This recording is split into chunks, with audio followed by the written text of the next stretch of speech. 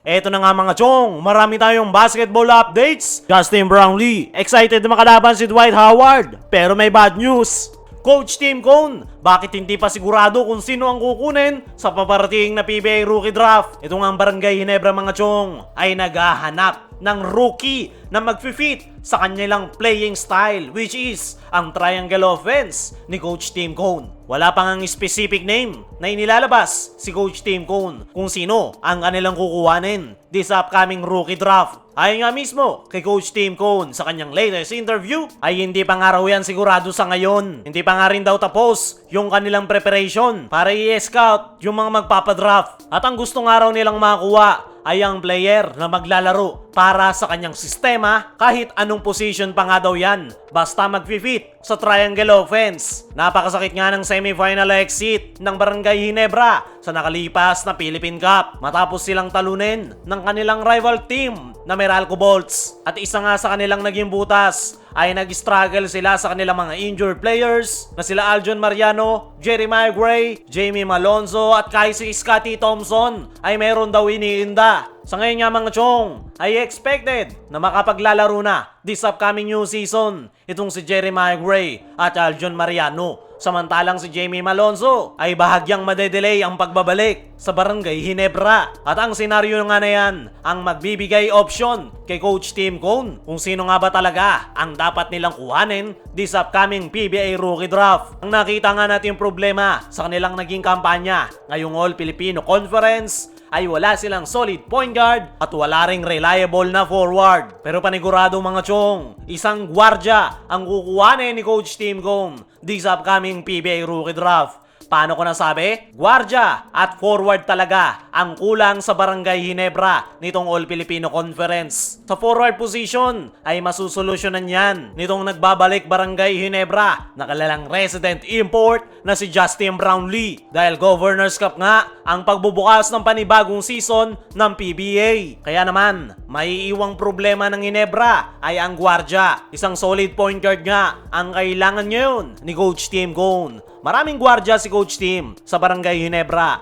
gaya ni Scotty, Maverick Ahanmisi at iba pa. Pero tanging si LA Tenorio nga lang yung solid point guard at effective sa pagpapacilitate ng kanilang triangle offense. Kaya para manatiling competitor at makasabay ang Barangay Ginebra sa paparating na Governors Cup, ay isang gwardya ang kailangang makuha ni Coach Tim sa paparating na PBA Rookie Draft. Kung hindi man sa PBA Rookie Draft makakakuha ng isang solid point guard itong si Coach Tim Cone, ay paniguradong magagawa naman yan ng paraan ni Al Francis Chua. Dahil ayon sa mga source ay mayroon na nga itong mga nakikitang player na po pwedeng makatulong sa kanyang kupunan. Kinakausap na nga lang nito si Coach Tim Cone pero hindi nga matuloy-tuloy ang trade. Dahil ang focus ni Coach Tim Cone ay ang ating national team na Gilas Pilipinas. Speaking of Gilas Pilipinas, Justin Brownlee, excited makalaban si Dwight Howard. Sa darating nga na Lunes mga chong, June 24, ay makaka-tune up game ng ating national team, ang Taiwan Mustangs, na kupunan ni Dwight Howard. Marami nga ang nagulat sa balitang inilabas na yan ng Samahang Basketball ng Pilipinas.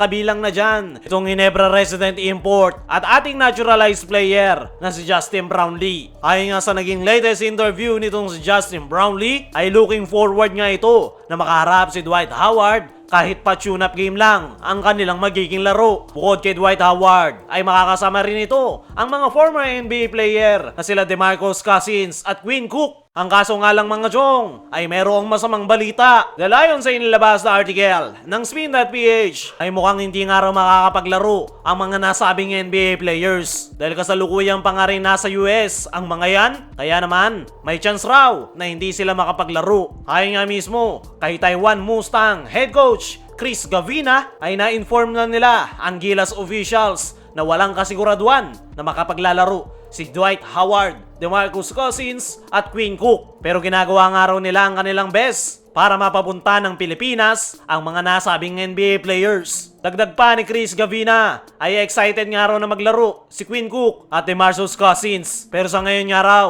ay 50-50 pa ang chance na makapaglalaro ang mga yan sa tune-up game kontra Gilas Pilipinas. Para sa akin mga chong, ay napakalaki sana ng maitutulong nitong sila Dwight Howard, DeMarcus Cousins at Quinn Cook para ma-prepare yung Gilas Pilipinas players para sa paparating na Olympic qualifying tournament. Bukod pa nga dyan, ay malaki ang magiging chance na may scout si Kai Soto sakaling maglaro ang mga nasabing NBA players dahil panigurado naman, maraming NBA scouts ang nakabantay kila Dwight Howard, DeMarcus Cousins at Quinn Cook. Pero sa ngayon nga mga chong, ay 50-50 pa ang chance na makapaglalaro ang mga nasabing former NBA players. Dahil sa conflict of schedule at kasalukuyan pa rin nasa US ang mga yan. Pero kahit na ganun, ay malaking tulong pa rin para sa Gilas Pilipinas ang kanilang magiging tune-up game kontra Taiwan Mustangs. Dahil kahit hindi maglaro sila Dwight Howard, ay nandyan naman yung 7'6"